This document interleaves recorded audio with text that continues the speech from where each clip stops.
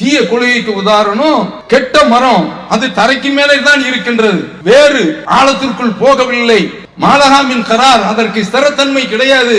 சத்தியம் வந்துவிட்டால் வீழ்த்தி விட்டு போகலாம், ஜம்பம் காட்டும், பம்மாத்து பேசும். சத்தியம் என்று வந்துவிட்டால் அது பெட்டி பாம்பாக அடங்கி போய்விடும். எத்தனை அடக்குமுறைகள், எத்தனை அத்துமீறல்களை தௌஹீத் ஜமாத்தினர்கள் சந்தித்து இருக்கின்றார்கள். அத்தனையும் தாண்டி தாண்டி தாண்டி இறைவனுடைய அருளால் இன்றைக்கு பல இடங்கள்ல பல மர்க்கசுகள் உதயமாயிருக்கின்றன என்று சொன்னால், இதயத்தில் இந்த ஏகத்துவம் குடிபுகுந்ததின் காரணத்தினால் இவ்வளவு பெரிய மாற்றம்.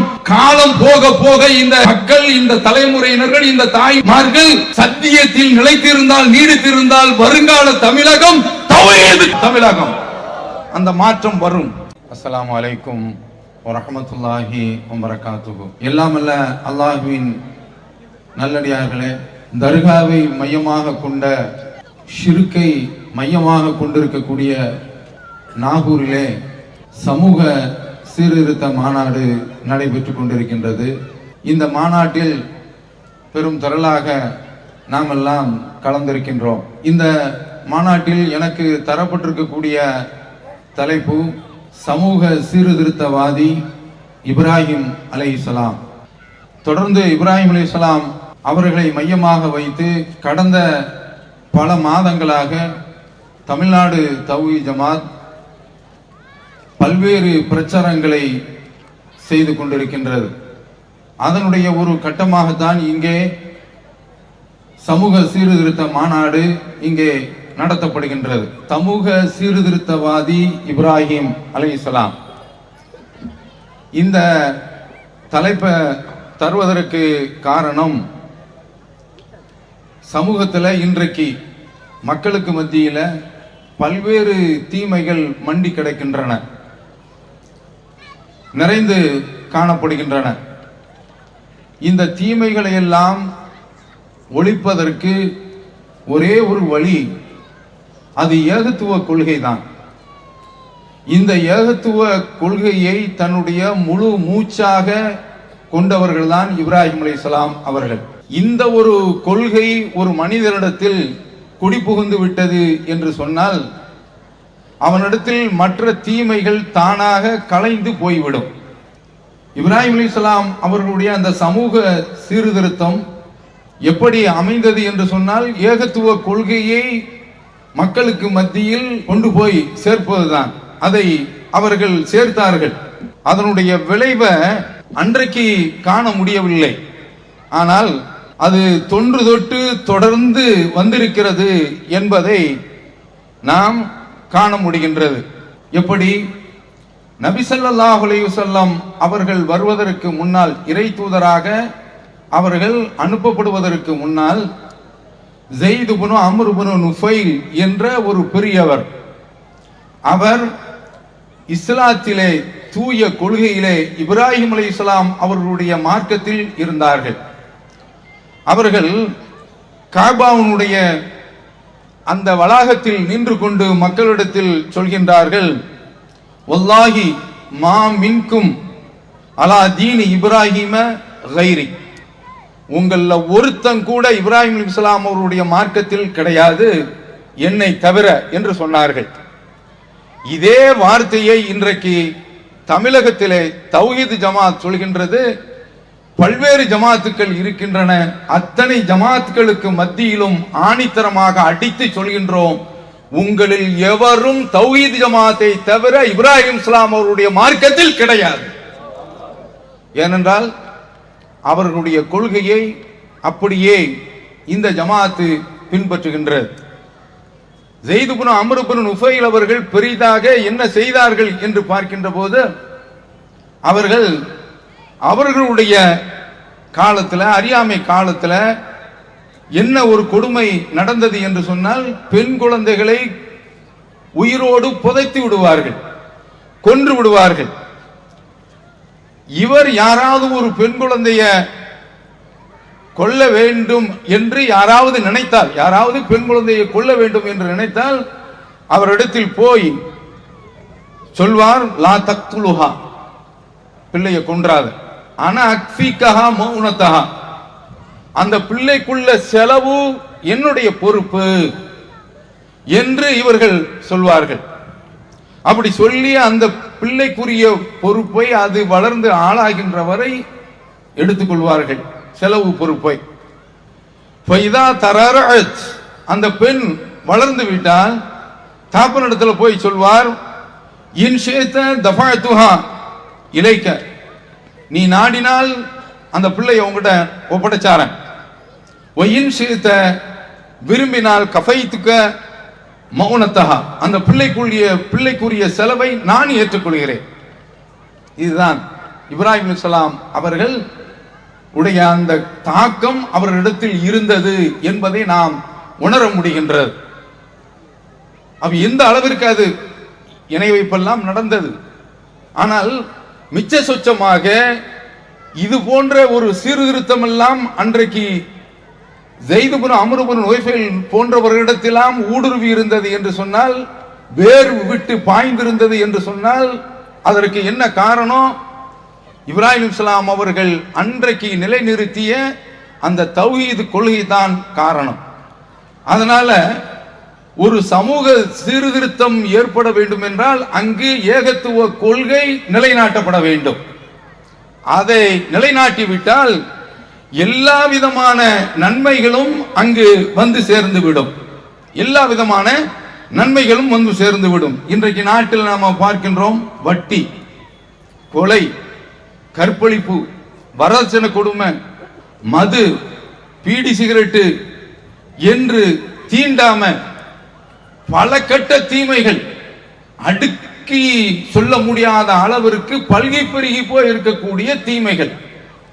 இந்த தீமைகள் எல்லாம் வேறு இருக்க வேண்டும் என்று சொன்னால் லா இலாஹ இல்லல்லாஹ் முஹம்மது ரசூலுல்லாஹ் என்ற இந்த கொள்கை மட்டும் போதும். அதைத்தான் அல்லாஹ் தஆலா குர்ஆனில் சொல்கின்றான், அலம் தர கைஃப லரபல்லாஹு மஸலன் கலிமத்தன் தய்யிபா. ஒரு நல்ல கொள்கைக்கு உதாரணம் கஷஜரத்தின் தய்யிபா, நல்ல மரத்தை போன்றது.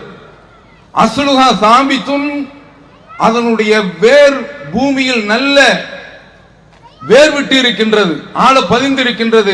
ஃபருஹா ஃபிஸ்ஸமா, அதனுடைய கிளைகள் வானத்தில் பறந்து விரிந்து கிடக்கின்றன. தூதி உக்கலஹா குல்ல ஹுயினின் பிஇذن ரப்பிஹா, அது பலன்களை இறைவனுடைய உத்தரவை கொண்டு வழங்கி கொண்டிருக்கின்றது. யضربுல்லாஹுல் அம்சால் இன்னாஸ் லஅல்லஹும் யததக்கரும், அல்லாஹ் மக்களுக்கு இது போன்ற உதாரணங்களை அவர்கள் விளங்கிக் கொள்ள வேண்டும் என்பதற்காக வேண்டி எடுத்து சொல்கிறான் என்று அல்லாஹ் திருக்குர்ஆனிலே சொல்கின்றான். இப்ராஹிம் அலைஹிஸ்ஸலாம் அவர்கள் செய்த பணி அந்த பணிதான். அதை போன்று இன்றைக்கு நாம செய்யக்கூடிய இந்த பணி, இப்ராஹிம் அலைஹிஸ்ஸலாம் அவர்களுடைய பாதையில பார்வையில நபி ஸல்லல்லாஹு அலைஹி வஸல்லம் அவர்கள் அப்படித்தான் செயல்பட்டார்கள். ரொம்ப தூரத்திற்கு வரலாற்றில் நாம செல்ல வேண்டிய அவசியம் கிடையாது. தூதி உக்கலாஹா குல்ல ஹீனின் பிஇذن ரப்பிஹா, இந்த ஏகத்துவம் என்ற இந்த மரம் அது தன்னுடைய கனிகளை பலன்களை கொடுத்து கொண்டு இருக்கின்றது. இதே தௌஹீத் ஜமாத்தினுடைய ஒரு பொதுக்குழு 2000ங்கள்ல திருநெல்வேலியில ஒரு திரையரங்கு மண்டபமாக மாற்றப்பட்டு இருந்தது. அந்த மண்டபத்தில் பொதுக்குழு நடக்கின்றது. அந்த தியேட்டருடைய திரையரங்கினுடைய உரிமையாளர் பொதுக்குழு முடிஞ்ச பிறகு அதிசயித்து சுவைத்து ரசித்து ருசித்து சொன்ன விஷயம் என்ன தெரியுமா? எத்தனையோ கூட்டங்கள் இங்கே நடந்திருக்கின்றன, எத்தனையோ கட்சி கூட்டங்கள் உள்ளரங்கு நிகழ்ச்சிகள் நடந்திருக்கின்றன. ஆனால் இதை போன்று ஒரு பீடி துண்டை கூட நான் பார்த்தது கிடையாது என்று சொன்னார். என்று சொன்னால் என்ன? அது கடந்த காலத்தில் என்ன செய்தானா, சிகரெட்டு பீடி குடிக்கிறது, அதுக்கு என்ன கடந்த காலத்தில் சொல்லுவாங்கன்னா லாகிரி வஸ்துக்கள், லாகிரினா வெளிப்படையா, இதெல்லாம் பயன்படுறது மக்ரூஹு அப்படின்னு எழுதிட்டான். அதனால இவன் விளங்கிட்டானா ஹராமுக்கு கீழே வச்சு தட்டி விடுவோம் அப்படின்னு சொல்லி அனுபவித்துக்கிட்டு இருந்தார்கள். அப்ப அதையெல்லாம் மாற்றி அமைத்தோம். மேலப்பாளையத்தை பொறுத்தவரையில் தொழில் ரீதியாக பீடி, அந்த குடும்பத்தில் உள்ளவங்க பீடி கம்பெனியில வேலை செய்வாங்க. இன்றைக்கு அவர்கள் எல்லாம், அந்த இளைஞர்கள் எல்லாம் அவர்களுடைய பாதையெல்லாம் மாறி இறைவனுடைய அருளால் பால் போட போனாங்க, பத்திரிகை போட போனாங்க, வேறு தொழில்களுக்கு அவர்கள் மாறினார்கள். இந்த துறையை விட்டு அவர்கள் விலகி சென்றார்கள் என்று சொன்னால் அதற்கு காரணம், அடிப்படை காரணம், அவர்களிடத்தில் புகுந்து கொண்ட இந்த ஏகத்துவ கொள்கை தான். அதுதான் அவர்களிடத்தில் ஷஜரத்தின் தையிபா, நல்ல மரத்தை போன்று என்று அல்லாஹ் தஆலா சொல்கின்றானே, அந்த மாற்றம், அது கொடுத்த அந்த கனிகள், அதுதான் இவர்களுக்கு இன்றைக்கு ஏற்பட்டிருக்கின்றது. இதை நாமும் புரிந்து கொள்ள வேண்டும். அதனாலதான் கடந்த காலத்தில் எத்தனையோ, அதாவது வரதட்சணையை எதிர்த்து நிறைய பிரச்சாரங்கள் செய்தார்கள். அதெல்லாம் செயல்பாட்டுக்கு வரவில்லை. பெரிய அளவில் தீர்மானம் எல்லாம் போட்டார்கள், எதுவுமே நடைமுறைக்கு வரவில்லை. ஆனால் இன்றைக்கு தௌஹீத் ஜமாத்தில் உள்ளவங்க லட்சக்கணக்கான, கடந்த காலத்தில் இருந்து எடுத்து பார்த்தால் இளைஞர்கள் பெண்களுக்கு கொடுத்து திருமணம் முடிக்கின்றார்கள் என்றால் ஒரு அப்படியே ஒரு சமுதாயத்தினுடைய நிலையை அப்படியே தலைகீழ் புரட்டி போட்டு இருக்கின்றது என்றால் அதற்கு காரணம் கலிமா தையிபா, இந்த ஏகத்துவ கொள்கை. அதுதான் அவர்களிடத்தில் உள்ளத்தில் குடிகொண்டு அவர்களிடத்தில் மிகப்பெரிய ஒரு மாற்றத்தை கொண்டு வந்தது. எப்படிலாம் இருந்தா, ரஜினிகாந்துக்கு மன்றம் வச்சுக்கிட்டு இருந்தான்.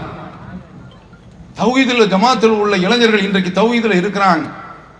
ஒரு தியேட்டர்ல அபூர்வ சகோதரர்கள், அதற்கு ஈக்குவல் தர்ம தலைவனை ஒரு ரஜினிகாந்தனுடைய படம், அதெல்லாம் தெரியாது, புரியுதா? அதுல தப்பா சொல்லிட்டா இது குர்ஆன் ஹதீஸ் நீங்க தப்பா சொல்லிட்டீங்கன்னு நீங்க கேட்கலாம். அங்க ஏதோ ஒரு படம், கமலஹாசன் படம் ஓடக்கூடாது என்பதற்காக வேண்டி லெப்பைட்ட போய் மானங்கட்ட லப்பா அப்படி இருந்திருக்கான் பாத்துக்கங்க. அவன்கிட்ட போய் தாயத்து தட்டுலாம் வாங்கி எழுதிட்டு வந்து சென்ட்ரல் தியேட்டர்ல இந்த படம் ஓடுதான், அதுல புதைச்சி அது ஓடக்கூடாது, நல்லா ஓடிடுச்சு. எப்படி எல்லாம் இளைஞர்கள் இருந்தாங்க. இன்னைக்கு அவர்களெல்லாம் மாற்றி கொண்டு வந்திருக்கின்றது என்று சொன்னால் எது? இந்த ஏகத்துவ புரட்சி. ரஜினி, அஜித், மஜித், விஜய், அவன் இவன் எவனுக்கு பார்த்தாலும் எல்லா தருதலைக்கும் இஸ்லாமிய தலைமுறை மன்றங்கள் வச்சானா இல்லையா? ரஜினிகாந்தனுடைய பெரிய அளவுல பேனர் வச்சிருக்கோம். அதுல பார்த்தீங்கன்னா பாதுஷா, அப்துல் ரஹ்மான், அப்துல் சத்தார், கமால் பாஷா, அவங்க எல்லாம் இந்த பக்கம் வந்து இன்றைக்கு நிற்கின்றார்கள் என்று சொன்னால் இந்த மாநாட்டிற்காக வேண்டி உழைத்த பிள்ளைகள், இளைஞர்கள் யாரு? அங்கிருந்து வந்தவர்கள். இதுதான் ஏகத்துவம் ஏற்படுத்தியிருக்கக்கூடிய சமூக சீர்திருத்தம். எல்லா தீமைகளையும் உடைக்கலாம். உடைப்பதற்குள்ள ஒரே ஒரு வழி ஏகத்துவம் தான். தீய கொள்கைக்கு உதாரணத்தையும் அல்லாஹ் தஆலா சொல்றான், மஸலு கலிமத்தின் ஹபீஸா கஷஜரத்தின் ஹபீஸா இஜ்துஸத் மின் ஃபௌகில் அர்த். தீய கொள்கைக்கு உதாரணம் கெட்ட மரம், அது தரைக்கு மேலே தான் இருக்கின்றது, வேறு ஆழத்திற்குள் போகவில்லை. மாலஹாமின் கரார், அதற்கு ஸ்திரத்தன்மை கிடையாது.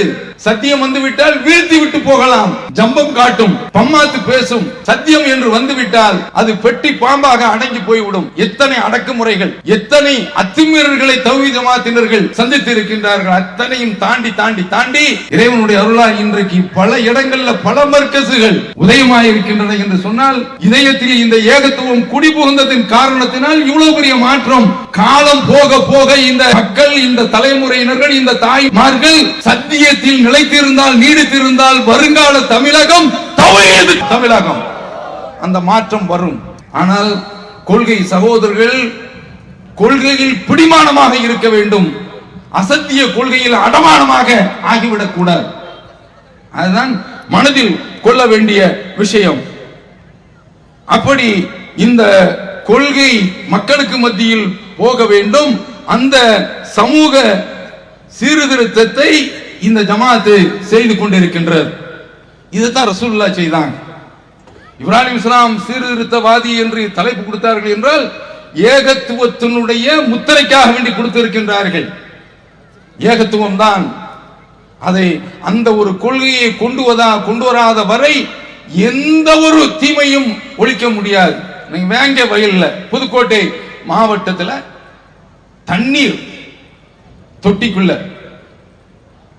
மலத்தை கொண்டு வந்து போடுறான், எல்லாரும் குடிக்கக்கூடிய தண்ணீர். ஏன் கேட்டா அங்கு உள்ள பஞ்சாயத்து தலைவர் தாழ்த்தப்பட்ட சமுதாயத்தை சார்ந்தவர், அதனால அதை அவன் ஜீரணிக்க முடியவில்லை என்று இன்றைக்கு வரைக்கும் தீண்டாமையை ஒழிக்க முடியவில்லை. ஆனால் இஸ்லாமிய மார்க்கம் அன்றைக்கு அரபகத்தில் வந்ததே தீண்டாமையை ஒழித்து காட்டியது. ஒரு பிலால மிகப்பெரிய ஒரு பொறுப்பு, அதான் சொல்லக்கூடிய ஒரு பொறுப்பு. அந்த பொறுப்புக்கு நபி ஸல்லல்லாஹு அலைஹி வஸல்லம் அவர்கள் நியமனம் செய்தார்கள் என்றால் சரிக்கு சமமாக முஸ்லிம்கள் தொழுகின்ற பொழுது அந்த அணிவகுப்பில் நிறுத்தி வைத்தார்கள் என்று சொன்னால், தங்களுடைய குடும்பத்தில் உள்ள பெண்களை ஜுலைபி போன்ற நபித்தோழர்களுக்கு கொடுத்தார்கள் என்றால் எது காரணம்? இந்த ஏகத்துவம். இந்த மாற்றம் ஏற்படாத வரை உலகத்தில் எந்த ஒரு மாற்றத்தையும் கொண்டு வரவே முடியாது.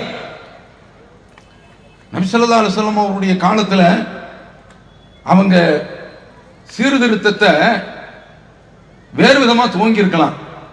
விபச்சாரம் மலிந்து போய் கிடந்தது.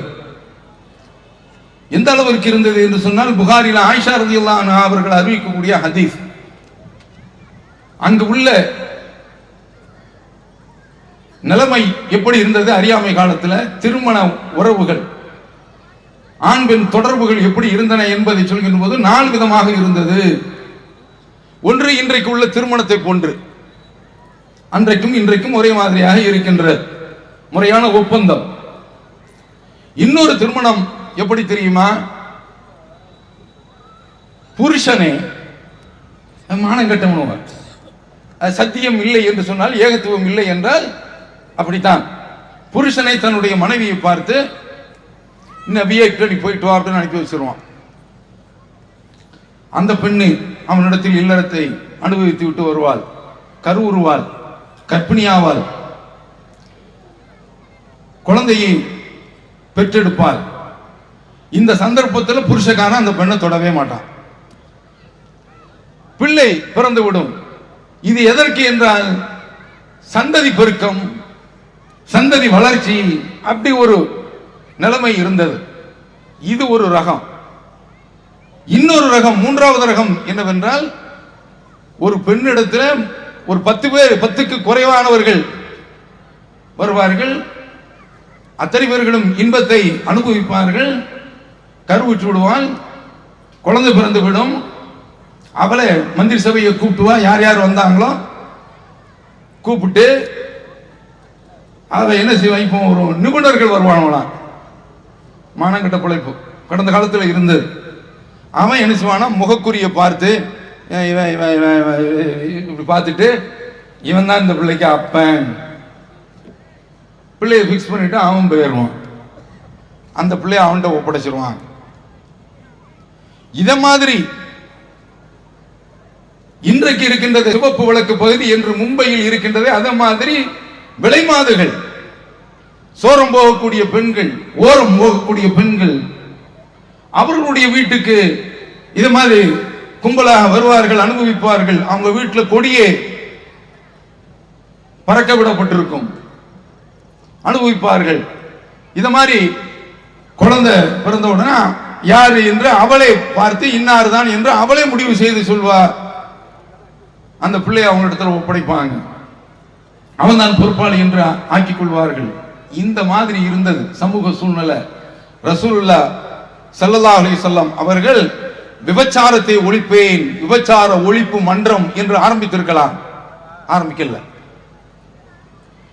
அன்றைய மக்களுக்கு மத்தியில் வட்டி பொருளாதாரம் தலைவிரித்து ஆடியது.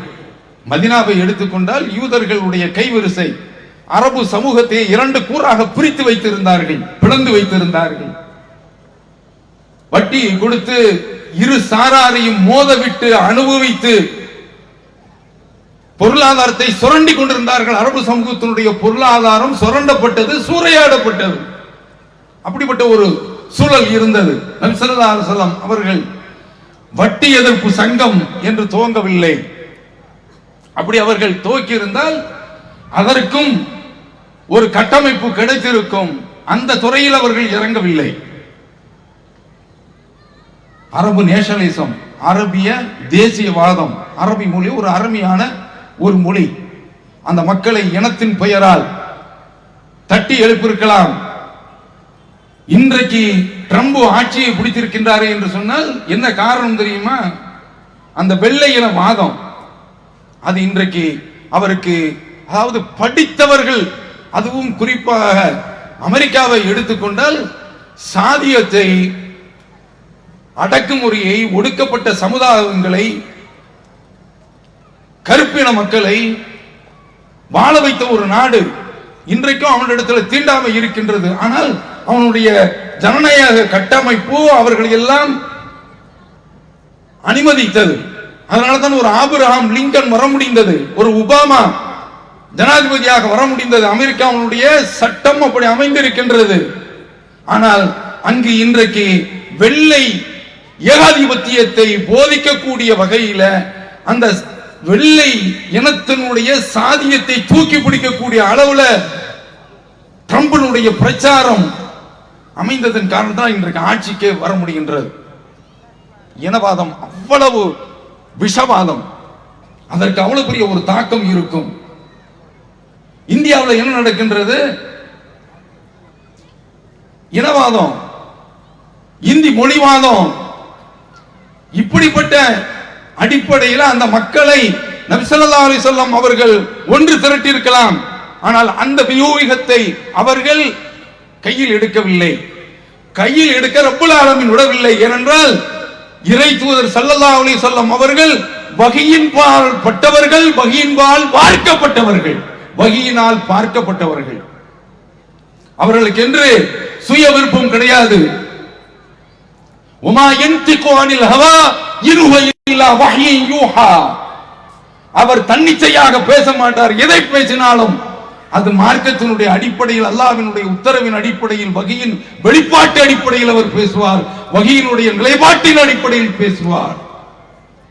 இதுதான் அவர்களுடைய வாழ்க்கை. அதனால என்ன செய்தாங்க? இந்த விதமான சங்கங்கள், மன்றங்கள், இது போன்ற குறுகிய வட்டங்கள், குறுகிய பார்வைகள், இதுல இறங்கல. அல்லாஹ் அவர்களை இறக்க விடல. லா இலாஹ இல்லல்லாஹ், வணக்கத்துக்குரியவன் அல்லாஹ்வை தவிர வேறு யாருமே கிடையாது. இத வை, இந்த தாரக மந்திரத்தை நீ மக்களுக்கு மத்தியில் வை என்று நபி ஸல்லல்லாஹு அலைஹி வஸல்லம் அவர்களுக்கு அல்லாஹ் உத்தரவிட்டான். அரபு உலகம் வெகுட்டு எழுந்தது, கொதித்து எழுந்தது, கொந்தளித்தது. அஜஅலல் ஆலிஹத இலாஹம் வாஹிதா, எல்லா கடவுள்களையும் ஒட்டு மொத்தமாக ஒரே கடவுள் என்ற கொள்கைக்கு இவர் எப்படி கொண்டு வந்தார்? எங்களுக்கு பல கடவுள்கள் இருக்கின்றார்கள், இவர் ஒரு கடவுள் என்று எப்படி மாற்றுவார்? எல்லாருமே அந்த பக்கம் பார்த்து கொதித்து நின்றார்கள், குதித்தார்கள். நபி ஸல்லல்லாஹு அலைஹி வஸல்லம் அவர்களை கொண்டு குவிக்க அவர்கள் துடித்தார்கள். அந்த அளவிற்கு அவர்கள் வெகுண்டெழுவதற்கு காரணம் அவர்களுடைய பொருளாதாரத்தில் அதை அடிச்சது. அந்த கொள்கை ஆளுக்காளு தான் தான் தலைவன் என்று சொல்லிக் கொண்டிருந்தான், தன்னுடைய குடும்பம் தான் மேலானது என்று சொல்லிக் கொண்டிருந்தான். யா அய்யுஹன் நாஸ் இன்னா ஹலக்னாக்கும் மின் தக்கரின் உன்ஸா வ ஜஅல்னாக்கும் ஷுஊபன் வ கபாயில லிதஆரஃபு இன் அக்ரமக்கும் இன்தல்லாஹி அத்காக்கும். ஒரே ஆண் பெண்ணிலிருந்து தான் உங்களை படைத்திருக்கின்றோம். உங்கள குறைஷ் குலத்தவன் ஏற்ற மேலே உள்ளவன், மற்றவர்கள் எல்லாம் கீழே உள்ளவன் என்பது கிடையாது. இன் அக்ரமக்கும் இன்தல்லாஹி அத்காக்கும். உங்கள சங்கைக்குரியவர்கள், மரியாதைக்குரியவர்கள் யார் அல்லாஹ்வை அஞ்சுகின்றார்களோ அவர்கள்தான். ஒரு பிலால் அல்லாஹ்வை அஞ்சினார்கள். அதனாலதான் ரசூலுல்லாஹி ஸல்லல்லாஹு அலைஹி வஸல்லம் அவர்கள் சொன்னார்கள், உன்னுடைய செருப்படி சத்தம் சோனத்தில் கேட்கின்றது, என்ன அமல் செய்கின்றாய் என்று கேட்டார்களே. நான் ஒவ்வொரு தடவையும் உதவி செய்தவுடன் 2 ரக்காத் தொழுகின்றேன். மிகவும் புட்டு தேரையாக, புண்மை பூச்சாக, அடக்கப்பட்ட, ஒடுக்கப்பட்ட, ஒதுக்கப்பட்ட பிலால் ரலியல்லாஹு அவர்களுக்கு இவ்வளவு பெரிய ஒரு அந்தஸ்து, ஆகாயத்தை தாண்டி, வானமண்டலத்தை தாண்டி, சோன மண்டலத்தில் அவர்களுடைய சிற்போசை கேட்கின்றது என்று சொன்னால், அந்த மாதிரியான ஒரு கொள்கையை கொண்டு வந்தது இறை தூதருடைய வஹி. இக்ரா பிஸ்மி ரப்பிக்க என்ற அந்த வஹி அவர்களை கடைசி வரைக்கும், கண்மூடுகின்ற வரைக்கும் வழி நடத்தியது. அந்த கொள்கை இல்லாமல் எந்த ஒரு மாற்றத்தையும் கொண்டு வர முடியாது. அந்த கொள்கையை வச்சிட்டாங்க. அந்த விதையை போடும்போது கடுமையான பிரச்சனை இருக்கத்தான் செய்யும். கடுமையான பிரச்சனை இருக்கத்தான் செய்யும், போராட்டம் இருக்கத்தான் செய்யும். பத்ரு, உஹது என்று பல்வேறு போர்க்களங்கள் சந்தித்தார்கள். என்ன ஆனது? இன்றைக்கு போதையில தமிழகம் மட்டுமல்ல, இந்தியாவே தடுமாறி கொண்டிருக்கின்றது, உலகமே தடுமாறி கொண்டிருக்கின்றது. மதுவுனால ஆண்டுக்கு 30 லட்சம் பேர்கள் உலகத்தில் செத்துக்கிட்டு இருக்கிறான். மது அதை ஒழிக்கிறதுக்கு இன்றைக்கும் டி அடிக்ஷன் கேம்ப்ஸ், மது ஒழிப்பு மையங்கள் என்று வைத்திருக்கின்றார்கள். குடிபோதை மறக்கடிக்கக்கூடிய மையங்கள் என்று ஏற்படுத்தி வைத்திருக்கின்றார்கள். பலன் இல்லை. இன்றைக்கு பாருங்க, பொங்கல்ல நடந்த டாஸ்மாக் வியாபாரம் அதை எடுத்து போடுறான். எந்த அளவிற்கு வியாபாரம் நடந்திருக்கின்றது என்று சொன்னால், இந்தியன் எக்ஸ்பிரஸ் 12ஆம் தேதியிலிருந்து, ஜனவரி 12ஆம் தேதியிலிருந்து 16ஆம் தேதி வரைக்கும் டாஸ்மாக்ல 725 கோடி லாபம் மட்டும். அதுல ஒப்பீடு வேற, போன வருஷம் 678 கோடி தான் லாபமா. ரொம்ப வருத்தப்படுறான். அடுத்து நடந்த வியாபாரம் எவ்வளவு, அதை பார்க்கணும். இது லாபம் 2462 கோடிக்கு மொத்தமா வித்திருக்கு சரக்கு. அவன் பொங்கல் நீங்க பார்த்திருக்கீங்க, பொங்கல்ல தீபாவளி நீங்க பார்த்த ரோட்ல குடிமகன் புறந்துட்டு இருப்பான். குடிமகனே ரோட்ல ஆடம் இருக்காது, ஒண்ணும் இருக்காது. நம்ம பெருநாள்ல அல்லற சில்லறை இருக்கும். ஏதாவது ஓரஞ்சாரத்தில் போயிட்டு அவன் ரொம்ப வெக்கப்பட்டு போவான். ஆனா இந்த பகுதியில் தான் சில சமயங்கள் இஸ்லாத்தினுடைய கண்ணியத்துக்காக தொப்பி போட்டே குடிக்கிற மக்கள்லாம் இருக்கிறாங்க. போறோமா? ஏன் பெருநாள் அன்றைக்கு மது விற்பனை டாஸ்மாக்ல 1 லட்சத்தை காட்டட்டும் பார்க்கட்டும், கிடையாதுடா. அந்த வகையினுடைய அந்த செயல்பாட்டில் இந்த சமுதாயம் வார்த்தைக்கப்பட்டதுல மிச்ச சொச்சமாக இருக்கக்கூடிய ஒரு நிலை இப்படி என்றால், ஏகத்துவத்தை பின்பற்றுவது எல்லா மக்களிடத்திலும் குடிபுகுந்து விட்டால் இளைஞர்கள் இன்றைக்கு இந்த போதை என்ற பாதையின் பக்கமே போக மாட்டார்கள். அதற்கு தேவை இந்த ஏகத்துவம் தான். இந்த வழியில் வராத வரைக்கும் எந்த ஒரு தீமையையும் நாம தடுக்க முடியாது. என்ன செய்தாங்க? ரசூல் ஸல்லல்லாஹு அலைஹி வஸல்லம் அவருடைய காலத்துல மது ஒழிக்கிறது பெரிய ஒரு பிரச்சனையே கிடையாது. ஆரம்பத்தில் குடிச்சுக்கிட்டு இருந்தாங்க, கொஞ்சம் தண்ணி போட்டு தொழுகைக்கு வந்துகிட்டு இருந்தாங்க. லா தக்ரபு ஸலாத்த வ அன்தும் சுக்காரா, தண்ணி அடிச்சுக்கலாம், தொலை வரக்கூடாதுன்னு எங்க அடிக்கா, நைட்ல மட்டும் போட்டு படுத்துட்டு காலையில சுபுக்கு தெளிஞ்ச உடனே வரலாம். மீதி லொகர் வந்துடும், அடுத்து அசர் வந்துடும், மகரிப் வந்துடும், அதுக்கு அடுத்து இஷா வந்துடும். மப்பள வர முடியுமா? கப்பு கப்புன்னு சாத்தி விட்டுருவான பள்ளிவாசல்ல. உனக்கு தொழுக வர கேட்கிற மானம் கட்டணும், ஓடுறா முடியாது. அதுக்கு அடுத்து அல்லாஹ் தஆலா சொன்னா, இன்னமல் ஹம்ரு வல் மைசிரு வல் அன்சாப் வல் அஸ்லாம் ரிஜ்சுன் மின் அமலி ஷைத்தான். இதுவெல்லாம் மது, சூதாட்டம், சிலை வணக்கம், சிலைகள், குறிபார்க்குதல், இதுவெல்லாம் ஷைத்தானுடைய வழிகேடு. அதுல நீங்கள் அதை விட்டு நீங்கள் விலகி விடுங்கள். ரிஜ்சுன் மின் அமலி ஷைத்தான் ஃபஜ்தனிபூஹு லஅல்லக்கும் துஃப்லிஹூன், விலகி விடுங்கள், வெற்றி பெறுவீர்கள். விட்டாங்க, பெரிய ஒரு பிரச்சனையே கிடையாது. என்ன மசலு கலிமத்தின் தையிபா கஷரத்தின் தையிபா, ஏத்துவத்தை வச்சா புரிஞ்சாங்க. அன்றைக்கு நிறுத்தப்பட்டது இன்றைக்கு வரைக்கும் அரபகத்தில் கிடையாது. ஆனால் அங்கேயும் இன்றைக்கு மேற்கு கலாச்சாரத்தில் வார்க்கப்பட்ட ஷைத்தான்கள் ஆட்சிக்கு வந்ததுனால அதையும் மாற்றிக்கொண்டிருக்கின்றான். அங்கேயும் புரட்சி கிளம்பும். குர்ஆனுடைய அடிப்படையில் அமெரிக்கா புரோஹிபிஷன், மதுவிலக்கு அமுல்படுத்த முடியவில்லை, தோற்று போய்விட்டது. தமிழகத்தில்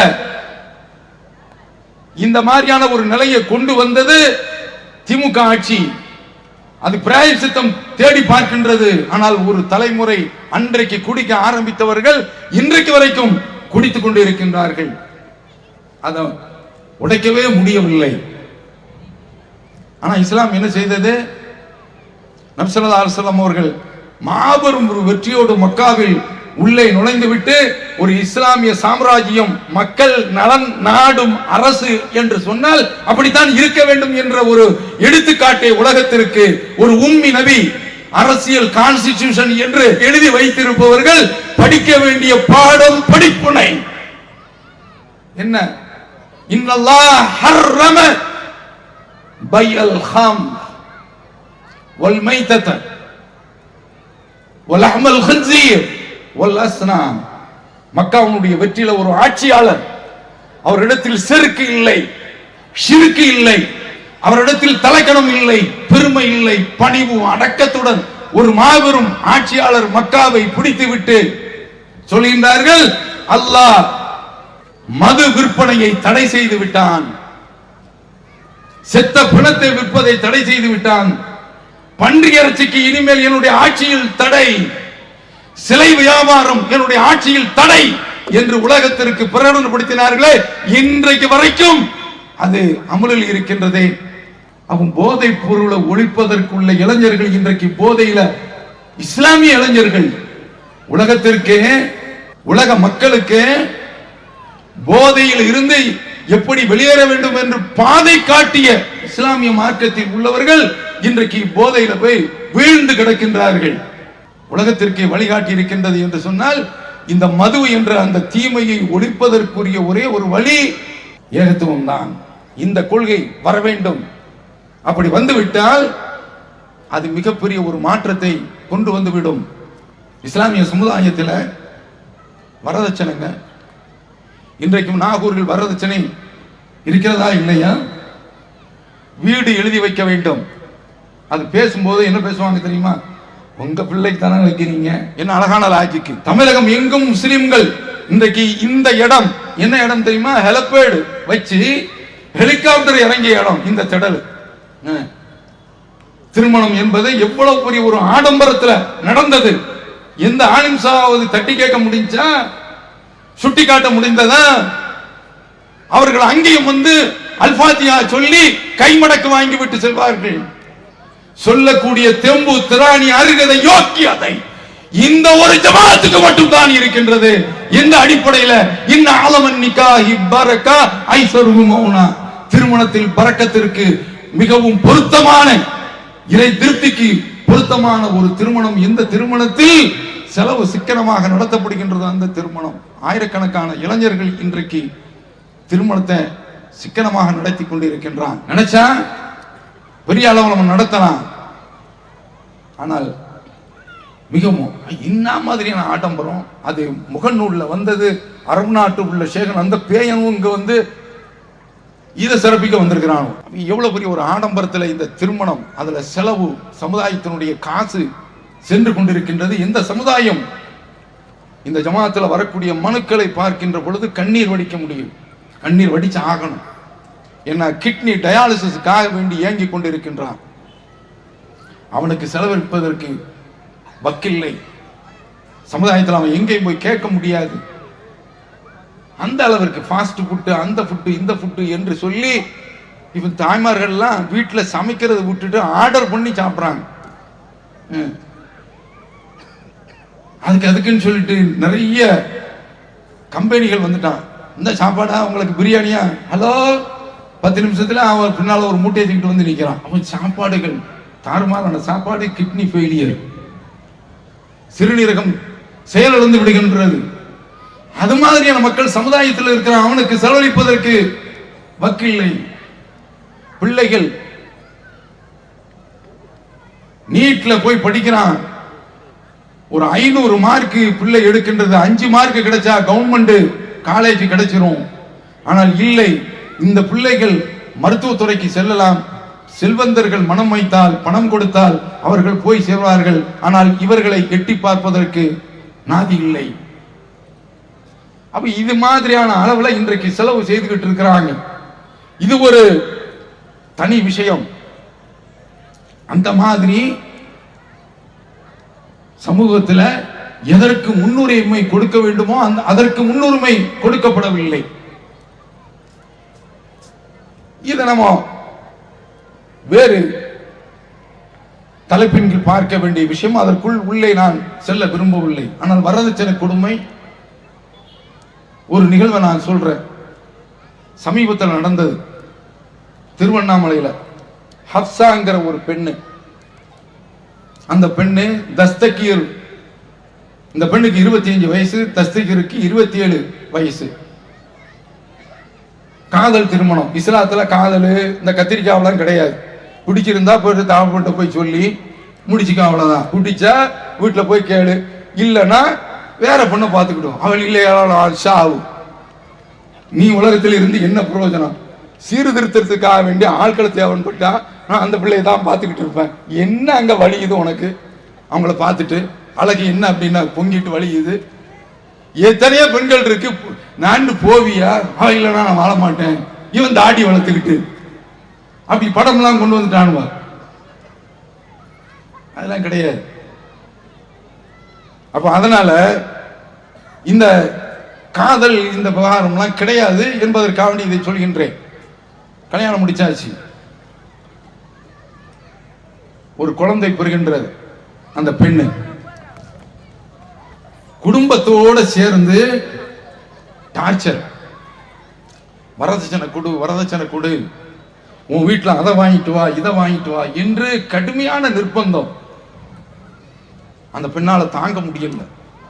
எவ்வளவுதான் கொடுப்பாங்க?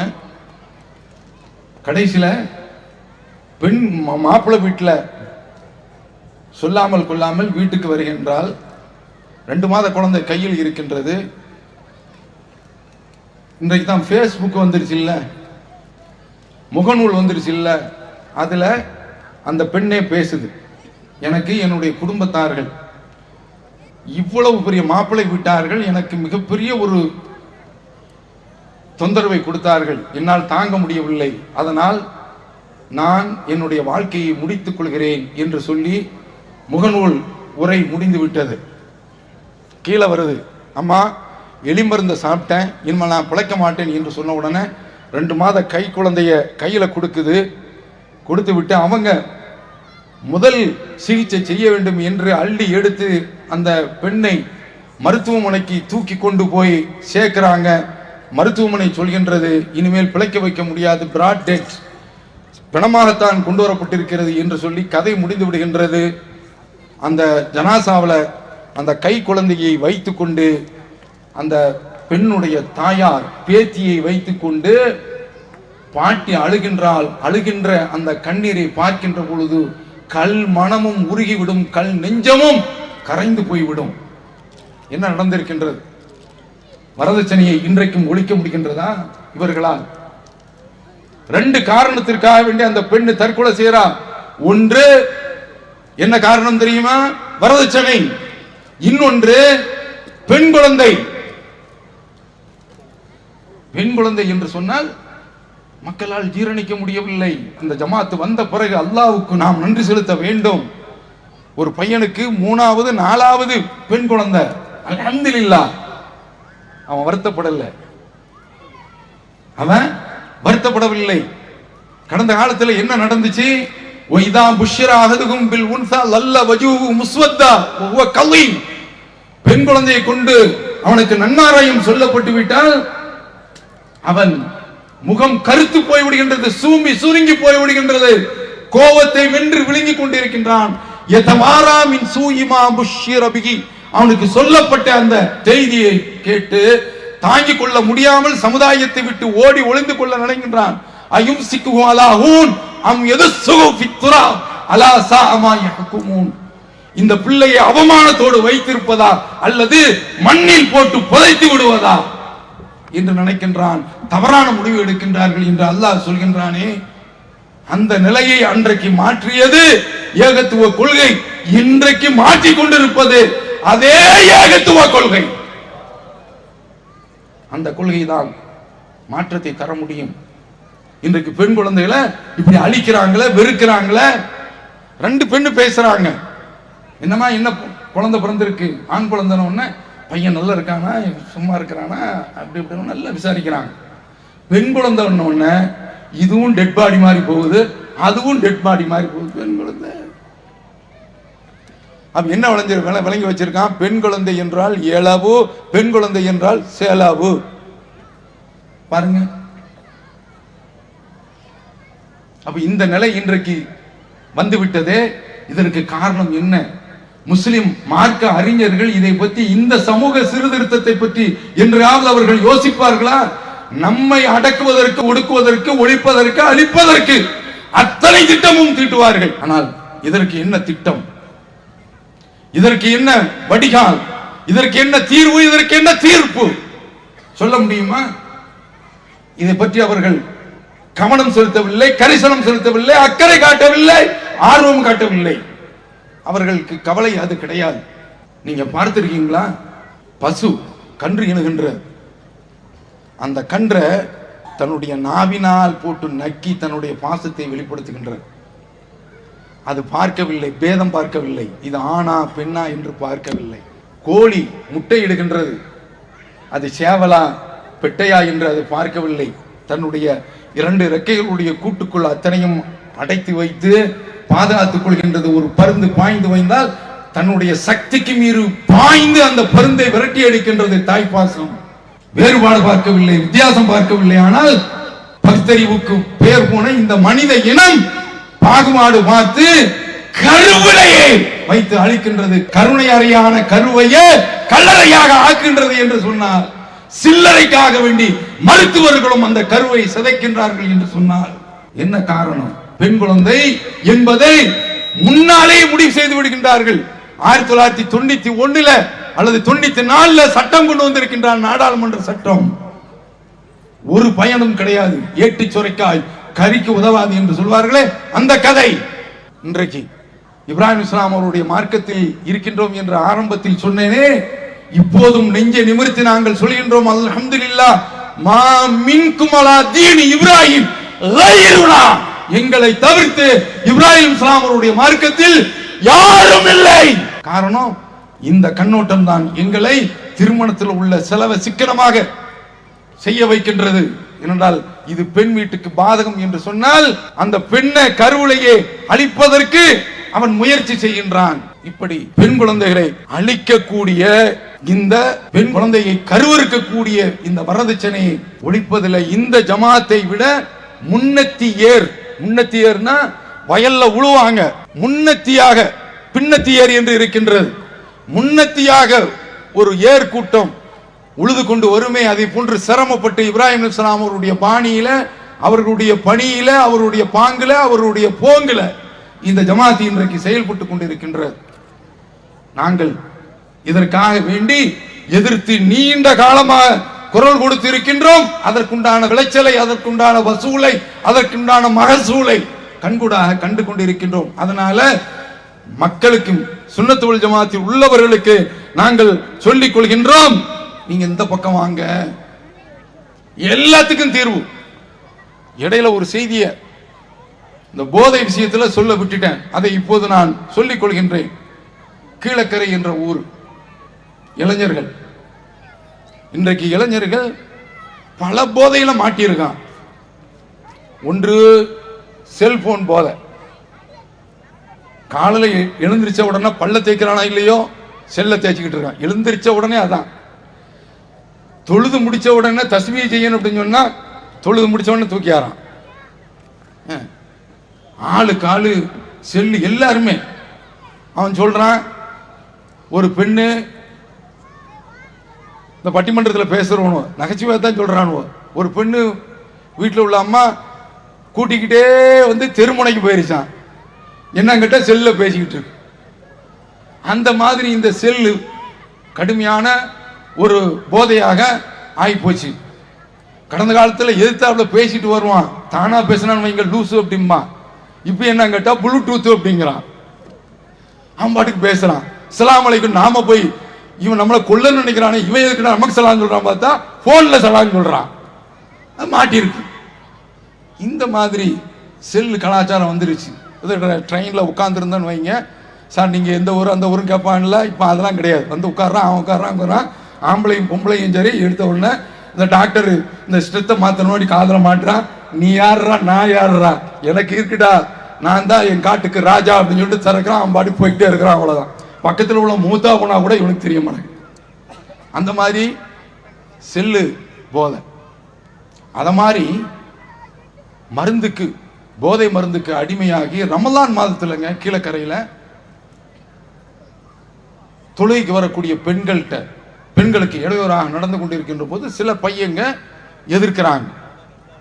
ஏன்பா இப்படி செய்றீங்க என்று சொன்ன உடனே பைக்கை போட்டு ஓடுறானுவ.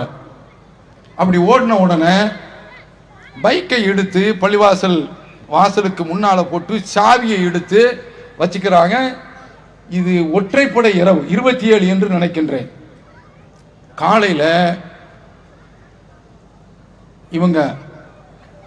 இவங்கள்ட்ட அந்த யாரு அந்த கூட்டத்தில் உள்ளவன் பைக் சாவியை தாங்க அப்படின்னோடனே தர முடியாது, காவல்துறையில நீ வாங்கிக்க என்று சொல்கின்றார்கள். இவன் என்ன செய்றான், போய் இன்னொரு கூட்டத்தை கூட்டிகிட்டு வர்றான். கத்தி, கம்பு, அருவாள் தூக்கிட்டு வந்துட்டான். அங்க உள்ள ஒரு பையன், அமைதியான பையன், எந்த வம்பு தும்புக்கும் போறவன் கிடையாது. அவனை வெட்டுறாங்க. வெட்டினா தொடையில வெட்டுறாங்க. தொடையில உயிர் நாடி நரம்பு ஒன்று ஓடிக்கிட்டு இருக்கு. அந்த நரம்பை டச் பண்ணிட்டாங்க. ரத்தம். ராமநாதபுரம் மருத்துவமனையில் கொண்டு போய் சேர்க்கிறாங்க. அவன் சொல்றான், நீங்க இங்க வச்சுக்கிற முடியாது, உடனே நீங்கள் மதுரைக்கு கொண்டு போங்க. மீனாட்சி மிஷன்ல கொண்டு போய் சேர்க்கிறாங்க. ஃபர்ஸ்ட் எய்டு கொடுக்கப்படுகின்றது. மறுபளைப்பு என்று சொல்லக்கூடிய அளவுல நீ சில நாட்கள் அவன் ஐசியூல அவசர சிகிச்சை பிரிவுலேயே சேர்க்கப்பட்டு இருக்கிறான். அந்த சகோதரன் போதை, நாகூர்லையும் இளைஞர்கள் போதைக்கு ஆட்பட்டு இருக்கின்றார்கள். இப்ப சமீபத்தில் வாட்ஸ்அப்ல வந்த செய்தி, ஒரு 12 வயசு அல்லது 16-17 வயசு பையன் போதையிலேயே மதக்கிறான். பெற்ற தாய் கண்டிக்கிறா, பெற்ற தாயே கொலை செய்யறான். பாருங்க என்ன கொடுமை இஸ்லாமிய சமுதாயத்தில். அவ இந்த மாதிரி கொடுமை தலைவிரித்து ஆடுகின்றது. அவ இது போதையில விடுபட்ட ஒரு செய்தியை நான் இப்போது சொல்லியிருக்கின்றேன். இந்த பக்கம் வரதட்சணை என்று எடுத்துக்கொண்டால் அங்க பெண்கள் பாதிக்கப்படுகின்றார்கள். பெண்களை கருவிலைய வச்சு அழிக்கிறான். அவங்க இப்ராஹிம் அலைஹிஸ்ஸலாம் அவருடைய மார்க்கம் என்று சொன்னால் ஸெய்த் இப்னு அம்ர் இப்னு நுஃபைல் அவர்களுடைய பாணியில பெண் இனத்தை காக்க வேண்டும். அதுதான் மார்க்கம். அந்த அடிப்படையை, வஹீயினுடைய அடிப்படையில் தான் நாம நடைமுறை கொண்டு வர முடியுமே தவிர இந்த தரீக்கா, எத்தனை தரீக்கா வச்சிருக்காங்க. காதிரியாங்கிறான், இன்னொன்னு மாதிரியாங்கிறான், ஜிஷ்டியாங்கிறான், குஷ்தியாங்கிறான், சுகர் வருதையா, இப்படி ஒரு தரீக்கா, இப்படி பல தரீக்காக்கள் திக்ரு வச்சு நடத்துறான், ஆடுறான். அவன் அந்த பிரபுதேவ அண்ணானு அந்த ஆட்டத்தை விட ஒரு மாதிரியா போட்டு டூ வா ஊ சொல்லி குதிக்கிறான். இத மாதிரியான கொள்கைகளை வைத்துக் கொண்டு எந்த ஒரு மாற்றத்தையும் கொண்டு வரவே முடியாது. மாற்றத்தை கொண்டு வர வேண்டும் என்று சொன்னால் அதற்கு தேவை ஏகத்துவ கொள்கையை தவிர்த்து வேறு எதுவுமே கிடையாது.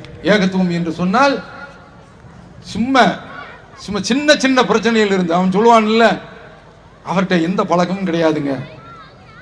எப்பமாவது வெத்தலை போட்டா பீடி குடிப்பார், சிகரெட் குடிப்பார். வேற என்னங்க, எப்பமாவது தண்ணி அடிச்சா சிகரெட் குடிப்பார். வேற எந்த பழக்கமும் கிடையாது. தண்ணி அடிச்சா கொஞ்சம் பொம்பளை சேட்டையும் பண்ணுவார். இப்படியே கொண்டு வர்றான்ல. இங்க நம்ம தௌஹீத் ஜமாத்துக்கு வந்தா கடந்த காலத்தில் என்ன செய்வாங்கன்னா, நம்ம பள்ளியில தொலை வந்தா மார்க்கத்தில் என்ன சொல்லுதுன்னா, வெங்காயம் சாப்பிட்டு பள்ளிவாசலுக்கு வராது ஹதீஸ். இவன் என்ன செய்யறானா, அடிச்சுட்டு வந்தாரான். கஸ்தூரி மணங்கமலும் இம்மான் குடிச்சிட்டு பீடி அடிச்சுட்டு வந்தான் வைங்க, சஃப்பு பூரா அந்த வாடை தான். அப்ப அதனால ஆரம்பத்தில் மஸ்ஜித் ரஹ்மான்ல எவன் இந்த பீடி அடிக்கிறானோ அவன் இமாமத்துக்கு வரக்கூடாதுன்னு கொண்டு வந்தான் சட்டம். தௌஹீத் ஜமாத்துல நிர்வாகிகள்லாம் அந்த மாதிரி இருக்கக்கூடாது. நாகை மாவட்டத்தில் இருக்கிறாங்க, யாராவது ஒரு பீடி மஸ்தான் இருக்கிறான்னு சொல்லுங்க, இங்கே வச்சு ஆளை கழட்டி விட்டு போயிடுவோம். கிடையாது, அடிச்சு சொல்லுவோம். அவை சின்ன தீமைகள்ல இருந்து பெரிய தீமை வரைக்கும் களைந்து எறியக்கூடிய ஒரு கொள்கை தான் ஏகத்துவ கொள்கை. அவரு பீடி குடிக்கிறாரு, சிகரெட் குடிக்காரு என்று தப்லீக் ஜமாத்துல பார்த்திருக்கோம். கஸ்துலாம் போயிட்டு, கஸ்துனா என்ன, அது ஒரு ரெய்டு போய் மக்களை கூப்பிட்டு வந்துட்டு அவர் என்ன செய்வார்னா, பத்த வச்சுட்டு பாத்ரூமுக்கு போயிடுவார். ரொம்ப நேரம் கடுமையான உழைப்புல பண்ணியிருக்கிறார். அந்த ஒரு டென்ஷன் அதை போக்குறதுக்காக வேண்டி அதுல இந்த இப்படி பல கூட்டம் பள்ளிவாசல்லே வயசானவர்கள் இருப்பாங்க. சுருட்ட ஆஃப் பண்ணி கொடுக்கறது, அவனுக்கு அதுல எந்த ஆளுக்கு என்ன இன்பமா தெரியல. இந்த மாதிரியான இந்த தீமைகள் அத்தனையுமே உடைச்சி தகர்க்கக்கூடிய ஒரு சக்தி ஏகத்துவ கொள்கை இருக்கின்றது. அதுதான் சமூக சீர்திருத்தம். கடைசியாக நாகூர்ல உள்ள சில கொடுமைகள் ஒன்று, மக்கள் இன்றைக்கு வட்டியில் வீழ்ந்து கொண்டிருக்கின்றார்கள். வட்டிக்காரர்கள் வீட்டுக்கு வந்து கொண்டிருக்கின்றார்கள். வட்டியை ஒழிச்சது இஸ்லாமிய மார்க்கம். என்ன மாதிரியான மார்க்கம்?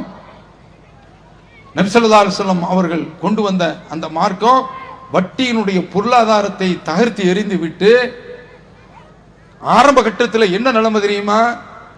யாராவது ஒருவர் ஜனாசாவை கொண்டு வந்து விட்டால் அந்த ஜனாசாவிற்கு அவருக்கு ஏதாவது இறந்தவருக்கு கடன் இருக்கிறதா என்று கேட்பார்கள். அடைக்கப்பட்டு விட்டால் தான் தொலை வைப்பார்கள், அடைக்கப்படவில்லை என்றால் நீங்க தொலை வச்சுக்கங்க அப்படின்றாங்க. ஆனால் பிந்தி ஒரு கட்டம் வந்து விட்டது. அல்லாஹ்வுடைய தூதர் சொல்றாங்க, இன்றைக்கு உங்கள யாருக்காவது கடன் இருக்குமே ஆனால் அந்த கடனை என்னுடைய அரசாங்கம் ஏற்றுக்கொள்ளும். என்ன மாதிரியான ஒரு ராஜ்யம் என்று பாருங்க. உங்களுக்கு காசு இருந்தா அதை நாங்க மோடி எல்லாத்தையுமே புடுங்கிட்டு இருக்கோம் நம்மள்ட்ட இருந்து. அந்த மாதிரி புடுங்கக்கூடிய அரசாங்கமாக இருக்கக்கூடாது. ரசூலுல்லாஹ் கொண்டு வந்த அரசாங்கம், அவங்க நிறுவிய அரசாங்கம், சொத்துக்கள் இருந்தா அதை உங்களுக்கு வச்சுக்க, கடன் இருந்தா நான் கொடுத்துக்கிறேங்கிற சொல்லக்கூடிய அளவுல வட்டியை ஒழிச்ச ஒரு மார்க்கம். வட்டிக்கு எழுதுறவன், அதுக்கு சாட்சி சொல்றவன், அதுல ஈடுபடக்கூடிய அத்தனை பேர்களையுமே சாபத்துக்குரியவன் என்று நபி ஸல்லல்லாஹு அலைஹி வஸல்லம் அவர்கள் சபிச்ச ஒரு பொருளாதார முறை அந்த வட்டி. அந்த வட்டியில பெண்கள் ஈடுபடுகின்றார்கள் என்று சொன்னால் அல்லாஹ்வுடைய எச்சரிக்கையை நான் சொல்லிக் கொண்டு நிறைவு செய்கின்றேன். ஃபமன் ஜாஹு மௌஇலத்துன் மிர் ரப்பிஹி, இறைவனிடத்திலிருந்து அறிவுரை வந்து விட்டது, குர்ஆன் வந்து விட்டது.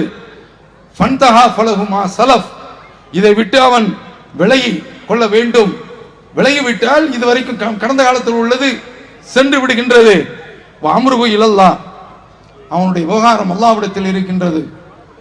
யார் ஒமன் ஆத ஃபௌலாயிக அஸ்ஹாபுன் நார் ஹும் ஃபீஹா காலிதுன், இந்த வட்டியில் அவர்கள் வருகின்றார்கள் என்று சொன்னால் நரகவாதிகள், அவர்கள் நிரந்தரமாக நரகத்தில் இருப்பார்கள் என்று அல்லாஹ் சொல்கிறான். அந்த பாவத்திற்கு துணை போய்விடக் கூடாது. இது மாதிரி எல்லா விதமான சமூக தீமைகளையும் ஒழிக்கக்கூடிய ஒரு கொள்கை ஏகத்துவ கொள்கை. அந்த சமூக சீர்திருத்தத்தை இந்த நாகூரில் உள்ள சகோதரர்கள் எடுத்திருக்கின்றார்கள். எல்லோருக்கும் அல்லாஹ் அருள் செய்வானாக என்று கூறி வாய்ப்பளித்தமைக்கு நன்றி கூறி அமைகின்றேன். وآخر دعوانا أن الحمد لله رب العالمين والسلام عليكم ورحمة الله وبركاته.